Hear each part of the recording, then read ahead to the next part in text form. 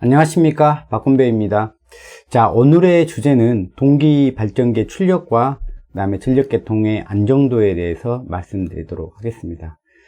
특별히 오늘의 주제는 다음에 있을 발전기, 동기발전계 출력 제한 조건에서 정태 안정도 한계라고 하는 부분이 이제 나오는데, 이제 그 부분을 이제 언급하기 전에 동기발전계 이제 출력식을 한번 유도해 보고요. 그 다음에 지금은 이제 전력계통 시간이 아니니까 전력계통의 안정도라는 것이 이제 뭘 이야기하는지 간략하게 한 개요 정도 수준으로 설명해 볼까 합니다.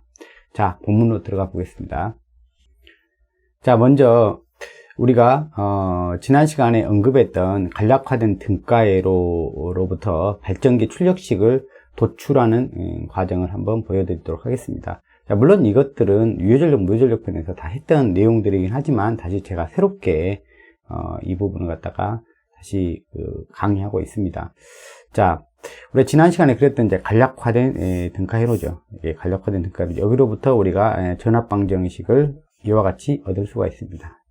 자, 단자전압에다가 여기 전압강화를 갖다 더하면, 이 전압강화를 더하면 유기기전력이 되죠. 자, 이와 같은 이제 전압방정식을 세울 수가 있고, 여기로부터 우리가 출력을 얻는다. 즉, 유효전력을 갖다가 이제 얻는 과정이죠. 유효전력과 무효전력을 갖다가 동시에 다 얻을 수가 있죠. 이제 그러려면 우리가 이제 복소전력을 갖다가 이제 계산하면 되겠습니다.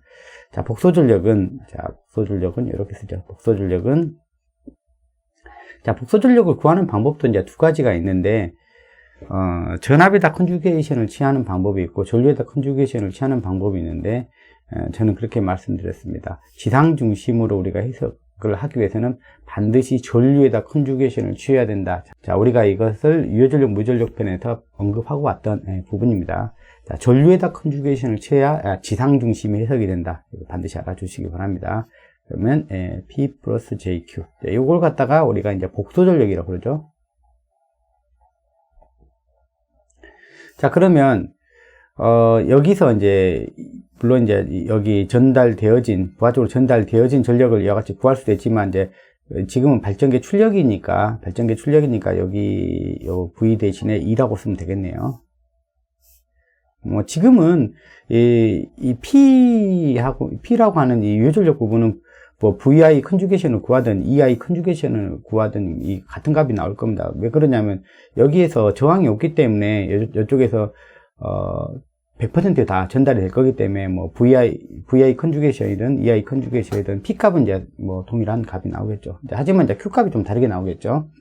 자, 원칙적으로 EI 컨주게이션으로 구해 보도록 하겠습니다. 자, 그러면 자, 여기서 이제 우리가 정의를 해줘야 될 게 유기기전력과 단자전압 사이에서의 이제 상차각은 이제 델타로 잡겠습니다. 델타.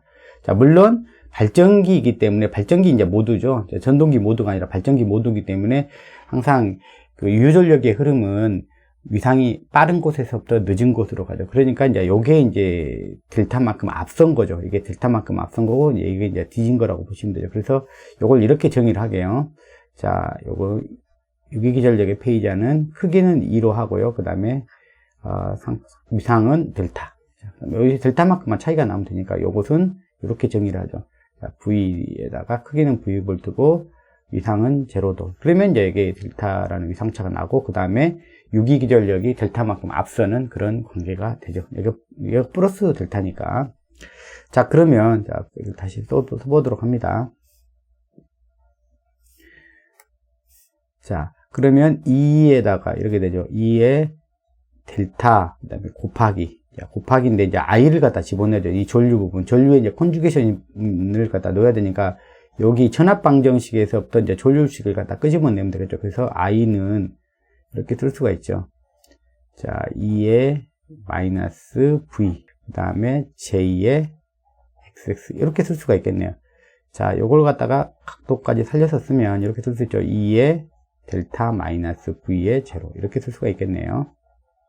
자, 이 부분이 여기에 딱 들어가면 되겠죠. 당연히 여기서 이제 컨주게이션으로 들어가야 된다는 것을 좀 주의할 필요가 있겠네요. 이제 이런 계산을 갖다 좀 실수하시는 분들이 꼭 이걸 갖다가 이제 빼먹고 연산하는 경우가 많죠. 그래서 이제 각도는 여기다가 그냥 부호만 바꿔주면 되고요. 여기도 허수부, 실수부, 허수부 자리에 이제 부호만 바꿔주면 되겠습니다. 자, 그러면 이제 위에 분자는 2의 마이너스 델타가 되겠죠. 그 다음에 영도는 뭐 볼을 바꾸나마나 똑같으니까 그냥 V 볼트로 쓰겠습니다. 그 다음에 여기가 마이너스 J의 XX 이렇게 써주면 되겠죠. 여기가 이제 허수부 쪽을 이제 마이너스로 부호가 바뀐 겁니다. 자, 그러면 됐습니다. 자, 요 상태에서 이렇게 풀어주면 되죠. 이렇게 분배 법칙으로 이렇게 풀어주면 되죠. 분배 법칙으로. 자, 분배 법칙으로 풀어주면 여기 같은 경우는 이제 곱할 때는 그 각도는 더해지죠. 더해지는 관계가 되니까 요걸 어떻게 됩니까? 2의 제곱이 되죠. 2가 두 번 곱해지니까 2의 제곱이고 델타 플러스 마이너스 델타니까 0도가 돼버리죠. 0도가 되니까 위상을 쓸 필요가 없죠. 그 다음에 2의 V에다가 어떻게 됩니까? 2의 V에 델타, 여기가 0도가 있잖아요. 그죠? 델타 플러스 0도. 그러니까 이게 델타 이렇게 되는 거죠. 그리고 마이너스 J의 XX 이렇게 되겠네요. 그죠? 자, 여기까지. 자, 그러면 요 상태에서요. 여기 공간을 제가 아마 있어서 좀 가릴 것 같습니다. 그래서 요거를 갖다가 요쪽에다 한번 좀 써볼게요. 자, 그러면 이제 요거를 갖다 쓸 때 요식을 우리가 뭐 예를 들어서 A의 알파도 이렇게 쓴다면 요걸 갖다 이렇게 쓸 수 있죠. A의 복소수 형태로 쓴다면요. A의 코사인 알파 플러스 J 사인의 알파 이렇게 우리가 극좌표 형식을 복소수 형태로 고쳤을 수가 있죠. 그래서 이 부분을 갖다가 이와 같은 형태로 한번 표현을 한번 해보도록 하겠습니다. 자, 그러면 이렇게 쓸 수가 있죠. 자, 마이너스 JXX에다가 2의 자승, 그 다음에 마이너스 2의 V의 코사인의 그 델타죠. 델타 플러스 J의 사인의 델타. 어려운 이야기가 아니죠. 자, 여기를 조금 더 지우겠습니다. 자, 그러면 우리가 이제 구하고자 하는 게 이제 요 유효전력에 대한 부분이, 뭐 유효전력과 무효전력 같이 구합니다. 그러면은 실수부가 유효전력이 되는 거고, 이제 허수부가 무효전력이 되는 겁니다. 그러면 이제 실수부와 허수부로 이제 우리가 나눠서 복소수 형태를 갖다 정리하면 되는데, 이제 분모에 허수부가 있으니까 분자 분모에다가 JJ를 갖다 곱해주면 여기는 깔끔하게 없어지겠네요. 마이너스 J의 자승은 1이 됩니다. 마이너스 J의 자승 1이에요. 그러니까 그걸 그대로 이렇게 해주면 분모가 깔끔하게 정리가 되겠네요. 자, XX로 정리가 되겠네요. 이렇게 정리가 되죠. 자, 그 다음에 분모는 실수부와 허수부를 갖다가 이제 바로 나누도록 하겠습니다.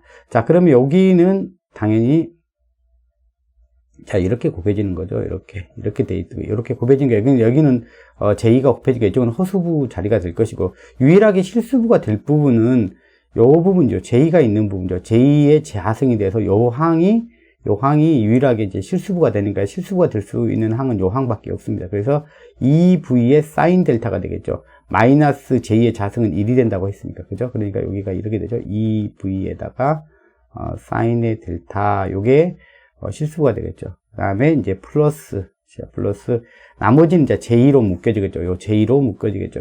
여기도 J로 묶여지겠죠. 2의 자승에다가 마이너스 요 부분이요. 2의 V의 코사인 델타 이렇게 되면 되겠네요. 자, 그래서 요 부분이 뭐가 되겠습니까? P가 되는 것이고, 요 부분이 뭐가 되는 거예요? 요 부분이 Q가 되는 거죠. 자, 그래서 우리가 이제 발전기의 출력 그러면은 자, 이렇게 쓸 수가 있죠. P를 이야기하는 거죠. 자, P는 얼마가 되는 거죠? P는 XX에다가 동기 리액턴스에다가 2의 V의 사인의 델타 이렇게 쓸 수가 있죠. 사인의 델타. 통상적으로 뭐 사인 델타를 갖다 여기 옆구리에다 쓰는 경우가 있는데 뭐 그냥 같은 식이니까 이와 같은 출력식을 얻을 수가 있습니다.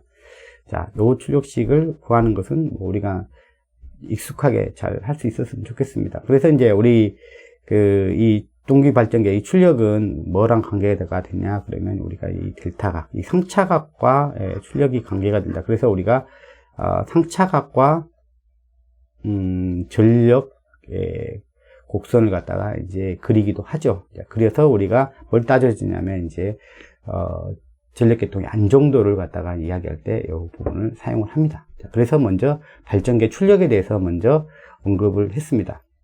자, 그러면 전력계통에서 안정도, 스테빌리티라고 하죠. 스테빌리티가 뭔지 간단하게 이야기를 해보도록 하겠습니다. 오늘 이 시간에는 전력계통의 시간이 아니죠. 그렇기 때문에 안정도에 대해서 깊이 다루는 게 아니라 안정도가 무엇인지 개념 정도만 다뤄보고자 합니다. 여기 뒤에 그 다음 강의에 나올 발전기 이제 출력 제한 조건에 보면 정태 안정도 한계라고 하는 부분이 나와요. 그러니까 그 부분을 갖다 미리 좀 여기서 예습한다 생각하고 이 부분을 다루게 됐습니다.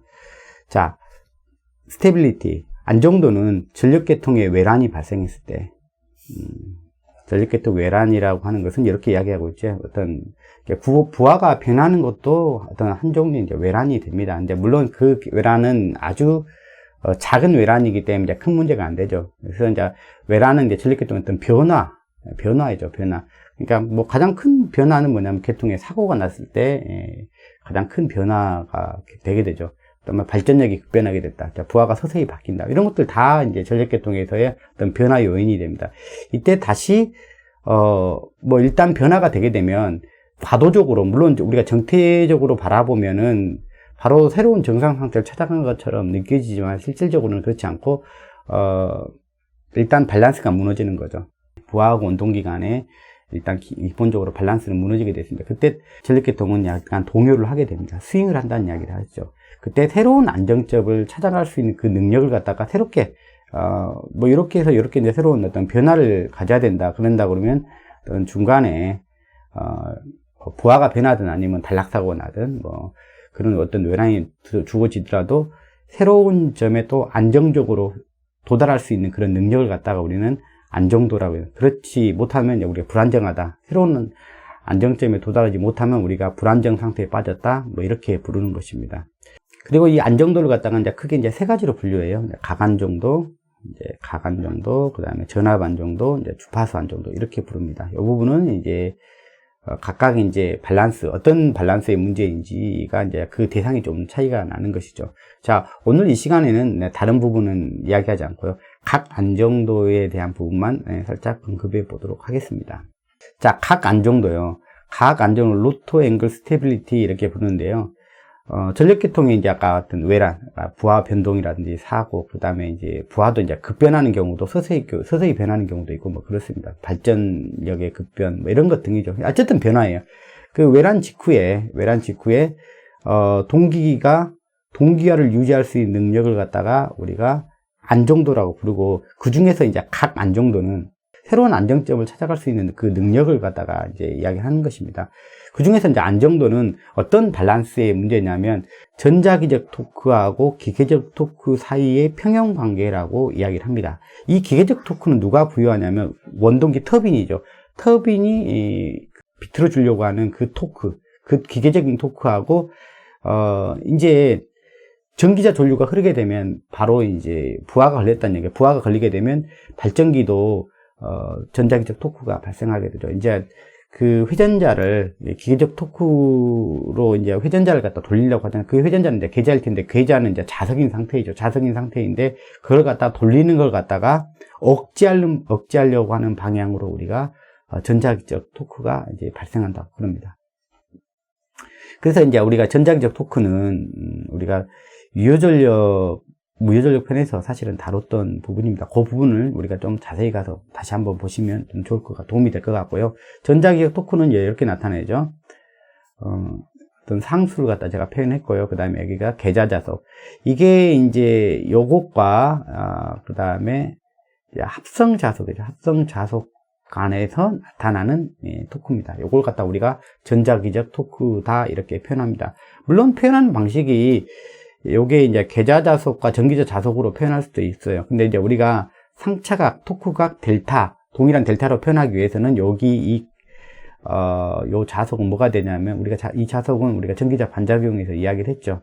계좌자석하고 전기자 자석하고의 합성 자석입니다. 합성 자석. 그래서 보통 이제 이렇게 되죠. 계좌자석이 만약에 이렇게 있다 그러면은 일반 지상 부하인 경우는 이제 전기자 자석은 이렇게 발생을 하게 되죠. 전기자 전류가 흐르는 거랑 관계가 되죠. 이렇게 회전을 한다 그러면은 여기가 이제 유기기전력이 이렇게 되죠. 유기기전력이 얘보다 이제 느리게 되죠. 그래서 일방 지상인 부하는 정제 전류가 여기 느리게 흐르게 되고, 그때 이제 전기자 자석은 이제 요렇게 형성이 된다고 보시면 되죠. 자, 그럴 때, 요 합성 자석은 이 두 개의 자석과의 합성치죠. 합성분이죠. 그러니까 파이 네트가 되는 것이죠. 여기 되는 거죠. 요 두 개 사이의 각, 델타. 요 델타를 갖다 우리가 토크 각 이렇게 부르기도 하죠. 자, 그래서 얘가 도는 걸 갖다가 이쪽에서 못 가도록 얘가 이제 억제하려고 하는 그런 토크가 작용하는 거죠. 이쪽으로 가려고 하는데 이제 못 가게 이제 끄는 것이죠. 이게 이 토크하고 전자기적 토크하고 이제 이걸 갖다 우리가 전자기적 토크라고 부르는 거, 전자기적 토크하고 그 다음에 원동기의 기계적 토크죠. 원동기의 기계적 토크 간에 이제 평형을 딱 이뤘을 때 이제 우리가 이제 일정한 속도로 돌아가고 회전 속도가 당연히 일정해지겠죠. 일정한 속도가 되고 그 다음에 뭐냐면 이 델타 각도 이제 하나의 각으로 일정한 각도를 유지하면서 이제 계속 돌아가겠죠. 이제 그것을 갖다가 이제 부하가 증가할수록, 부하가 증가하면 이제 얘가 더 커진다는 이야기죠. 얘가 더 커진다. 부하가 증가할수록, 즉 이게 더 증가한다는 이야기죠. 전기 전류가 더 많이 흐르게 될수록 더 이제 토크각은 더 벌어지게 되고요. 뭐 같은 자리에 놓고 그냥 간단하게 봐도 그렇겠죠. 이렇게 뭐 더 커진다고 보면 이렇게 성자석도 이렇게 되면 델타가 점점 벌어지는 그런 형상이 되죠.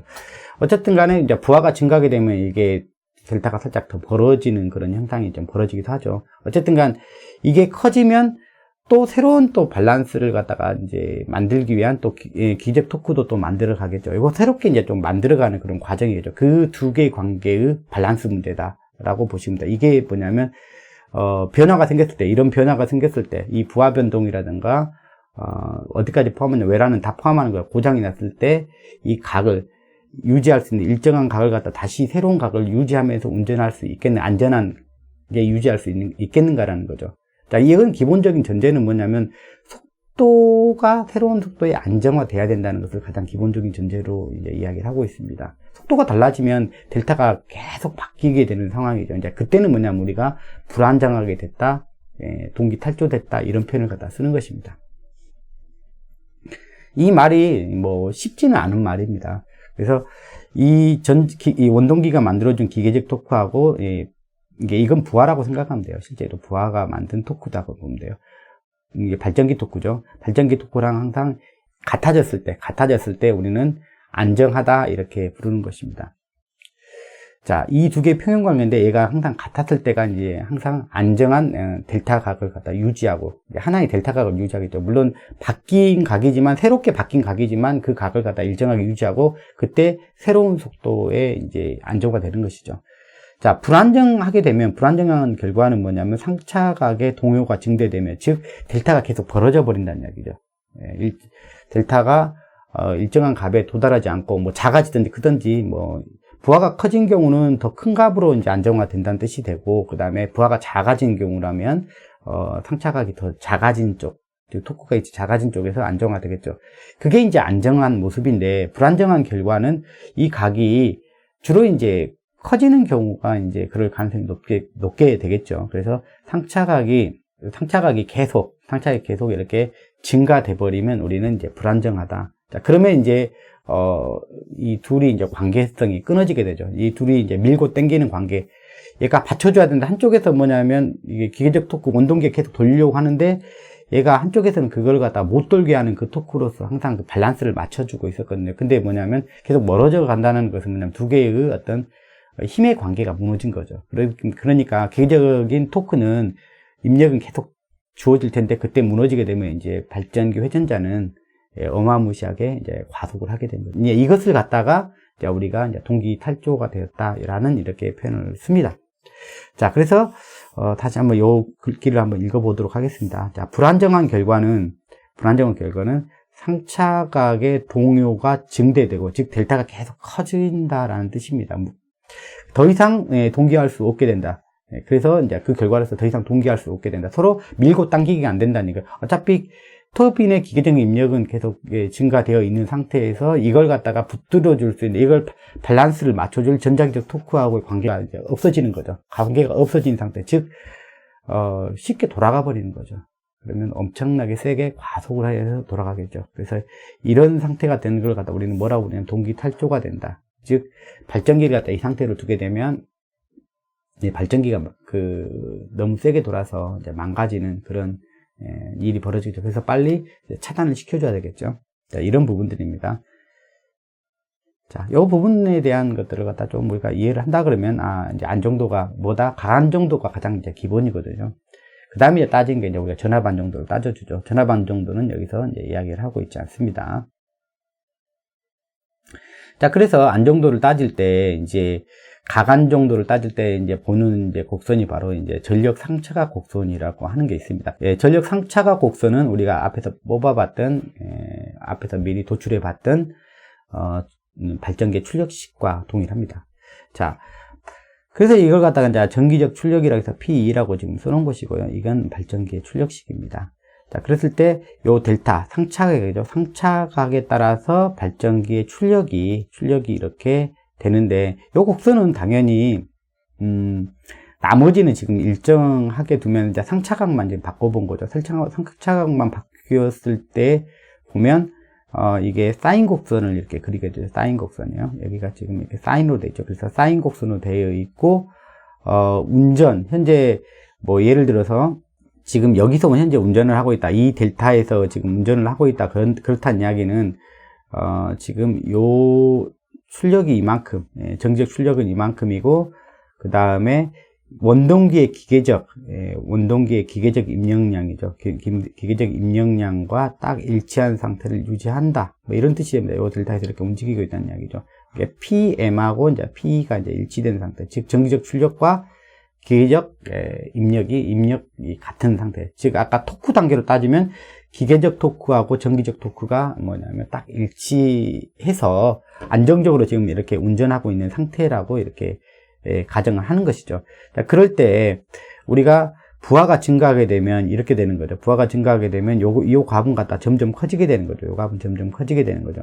요 값이 점점 커지게 된다. 즉, 여기서 보면 델타가 부하가 점점 증가된다. 이제 P, 유효전력이 계속 증가되는 그런 상황이 되겠죠. 그러면 여기서 보면 요런 유효전력이다가 이제 요렇게 더 증가가 되게 되면 여기 이제 폐저도는 이렇게 더 들어 올려지게 되죠. 그래서 여기 부분이 지금 우리가 지난 시간에 이야기했지만 여기 부분이 이 길이가 뭐냐면 유효전력에 해당하는 부분이라고 했죠. 유효전력이 증가가 되고 유효전력이 증가된 결과로서 폐저도를 보면 델타도 같이 증가하는 그런 부분을 나타내고 있습니다. 즉 유효전력이 증가한다. 즉 부하가 증가하면 델타가 증가하는 양상으로 나타나죠. 그래서 이렇게 델타는 증가하고 이런 식으로 이렇게 되는 것이죠. 정지적 출력이 이제 이 곡선을 갖다가 이제 타고 가는 것이죠. 그럴 때 부하가 증가할 때 사실 여기는 정태적인 의미만을 여기서는 표현한 건데 부하가 증가하면 새로운 델타 각으로 만들어질 것이고 그때 만들어지는 그때 과정에서 이제 그게 이제 스윙이 이제 일어나겠죠. 스윙이 일어나다가 새로운 점을 갖다가 이제 이렇게 찾아가면 되는 거죠. 이렇게 새로운 점을. 즉, 기계적 입력을 올려서 새로운 안정적인 점을 찾아가면, 이 각에서 이제 운전을 한다. 즉, 그럼 우리는 동기화됐다. 안정적인 운전을 하고 있다. 이렇게 표현할 수가 있는 거죠. 그리고 또 증가하게 되면, 또 더 증가를 하게 되면, 또 이렇게 기계적 입력을 갖다 이렇게 맞춰 나가면 우리는, 안정하다라고 이야기합니다. 근데 이 과정에서, 이 변화의 과정에서 새로운 이 PM과 PE가 뭐냐면, 안정적으로 이렇게 이걸 갖다 찾아가지 못하면, 새로운 안정점을 갖다 찾아가지 못하면, 우리는 갖다 이제 불안정한 상태가 됐다. 그러면 안정적인 점을 찾지를 못했기 때문에 이 델타가 계속 증가만 해버리는 거죠. 델타가 계속 증가해버리죠. 증가한 결과로서, 이제 뭐가 나타나면 이제 불안정하게 됐다. 즉, 다시 이걸 갖다 이제 맞출 수 없는 상태가 되는 거죠. 그러면은, 얘랑 맞출 수 없다라는 것은 뭐냐면 힘의 균형을 맞출 수 없었기 때문에 이 기계적 입력이 있는 상태에서 서로 이걸 막아줄 수 있는 대상이 없는 거죠, 사실. 그러다 보니까 회전자가 굉장히 급격한 속도로 돌아간다. 굉장히 과속한다. 윙 하고 돌아가게 되는 그런 상태가 되는 거죠. 그때가 우리는 동기 탈조됐다. 발전기가 동기 탈조됐다. 이런 표현을 쓰는 겁니다. 자, 그럴 때 우리가 안정도, 가간정도를 따질 때도 뭐냐면 두 가지로 이야기합니다. 정태 안정도하고 이제 과도 안정도라는 걸 가지고 이제 이야기를 합니다. 정태. 즉, 부하를 서서히 증가시켰을 때, 안정적인 안정적으로 계속 운전할 수 있는 정도를 뜻한다라고 이야기를 합니다. 이걸 갖다가 우리는 정태 안정도라고 이야기를 해요. 다른 말로는 뭐라고 표현하냐면 미소 신호 안정도, 스몰 시그널 스테빌리티 이렇게 이야기를 합니다. 부하를 갖다 서서히, 그러니까 우리가 일반적인 상태이죠. 우리가 특별히 뭐 계통에 뭐 사고가 나거나 아닌 뭐 급격히 부하를 갖다 증가하거나 발전력을 잃어버리거나 뭐 그런 상태가 아니면 대개 이제 우리가 일반적인 상태에서의 계통의 운전 상태에서의 그 안정도를 따지는 게 바로 이제 정태 안정도라고 생각하시면 되죠. 자, 그리고 이제 과도 안정도라는 것은 이제 외란 자체가 이제 이렇게 조그만 외란이 아니라 이제 계통이 뭐 사고가 났다든지 아니면 큰 발전기가 갑자기 탈락했다든지 뭐 부하가 뭐 일시에 급격하게 증가했다든지 이런 식의 이제 외란이 좀 큰 거죠. 그럴 때 이제 크게 흔들릴 수가 있죠. 그러면 그때 이제 다시 새로운 안정점을 찾아갈 수 있느냐를 따지는 것이 이제 과도 안정도라고 한다면, 정태 안정도는 우리가 일상적으로 부하를 올렸다 내렸다 하지 않습니까? 일상적으로. 근데 그 양이 이제 급변한 양 정도가 아니라 서서히 올라갔다 내려갔다 했을 때 새로운 안정점을 찾아갈 수 있겠냐를 따지는 게 바로 정태 안정도라고 하는 것입니다. 자, 정태 안정도는 그래서 따질 때 이렇게 따집니다. 이 전력 상차각 구선, 이걸 갖다 이제 전력 상차각 구선이라고 제가 앞에서 이야기를 했습니다. 그래서 요 그래프를 가지고 우리가 이야기를 합니다. 그래서 요 영역에서는 여기서부터 요 영역에 여기가 이제 델타가 이제 90도가 되는 지점이죠. 델타가 90도일 때가 이제 피크죠. 이때가 이제 우리는 갖다가 이제 최대 전력을 갖다가 출력을 할 수 있는 상태가 되죠. 발전기 입장에서 보면. 근데 요 전력을 갖다 이제 뭐라고 부르냐면 정태 안정도 극한 전력이다 이렇게 부릅니다. 정태 안정. 요때가 이제 안정도, 정태 안정도를 유지하면서 낼 수 있는 발전기의 최대치다 이런 표현입니다. 그래서 이제 요걸 갖다 정태 안정도 이제 정태 안정도 이제 극한 전력이라고 그러고 이제 이거 Pmax가 되는 거죠. 그러니까 델타가 90도일 때. 이럴 때 말하는 거예요. 근데 통상적으로 이 델타가 0도에서 90도 사이, 즉 여기에서 여기 기울기가 이제 플러스인 기울기죠. 플러스인 기울기 영역에서는 안정한 운전을 새롭게 할 수 있다라고 이야기를 합니다. 그러니까 여기서 이제 부하가 이제 이렇게 서서히 이렇게 증가하게 되면 기계적 입력도 이렇게 서서히 이렇게 맞춰 나갈 수 있다는 이야기입니다. 이 영역에서는 이렇게 맞춰 나간다. 부하가 증가했어. 그러면 그거에 따라서 당연히 이제 조금 스윙을 하겠죠. 그러다가 원동기 입력을 갖다 추가적으로 또 바꿔주면 원동기의 입력을 추가적으로 늘려주면 다시 새로운 안정점을 또 만들어낸다는. 물론 이제 델타가 이제 점점 증가하겠죠. 이렇게 증가하겠지만 당연히 그렇게 되는 거예요. 그렇지만 새로운 안정점을 유지하면서 또 안정적인 운전을 해낼 수가 있다는 요 영역에서. 그렇지만 요 영역이요. 요 기울기가 음이 되는 영역이죠. 기울기가 여기는 이제 양이죠. 이렇게 기울기가 양이 되는 영역이고 여기는 음이 되는 영역이죠. 플러스 영역이고 이제 마이너스 영역이죠. 요때는 동기화를 할 수 없어 불안정 영역이라고 이야기를 해요. 동기화할 수 없다. 즉 여기서 이제 부하가 이제 변하게 된다라는 거죠. 부하가 변하게 되면 여기서는 이제 예상이 이렇게 되는 거죠. 부하가 증가하면 발전기 출력도 같이 증가하는 방향, 이제 부하의 증가와 이제 발전기 출력의 증가가 이제 그 방향으로 보면 이제 맞는 거죠.